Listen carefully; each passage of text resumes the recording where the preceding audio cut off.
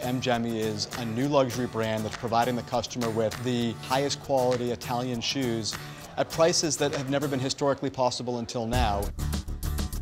We looked at the luxury marketplace, and there were so many qualities about luxury that were great, but there were some qualities that needed some real reinvention. The incumbents certainly were not reinventing. Shoes happened to be a category that we fell in love with because we love obsession. We want to be a business that occupies a spot, a place in the customer's mind all the time. Shoes create that unique obsession. We think that you've got to be newsworthy. You've got to be different. You've got to have a story to tell. Our consumer knows there's must-see TV every Monday, and it's not about markdowns, it's not about private sales, it's about great new product. We actually don't release that many more products than other traditional retailers do. We just don't do it all at once. The way we describe our company to the consumer is we're old world meets new world.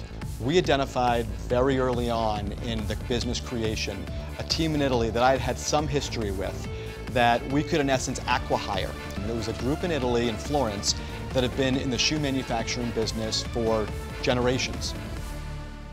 There was a whole bunch of challenges in taking the old, historical Italian shoe manufacturing industry and putting this new engine on top of it.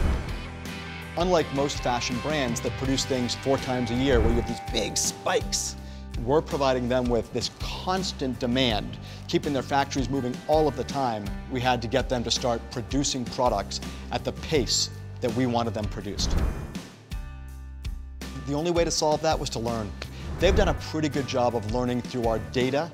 They've done a pretty good job of learning through our forecasting what opportunities they can receive by moving faster than they've ever moved before. They've been pretty open to listening about ways to improve their demand forecasting and ways to improve their speed of production, but they're not so open to listening to better ways to make shoes, that's for sure. Probably rightly so. We opened our first store in Soho. 80% of those customers who bought in the store first buy their second purchase online. If you're buying things with the frequency that our consumers buying them, the luxury of multi-channel drives to their purchase pattern. 50% of our buyers come back and buy a second time. Once they buy a second time, on average, they average 4 purchases within a year.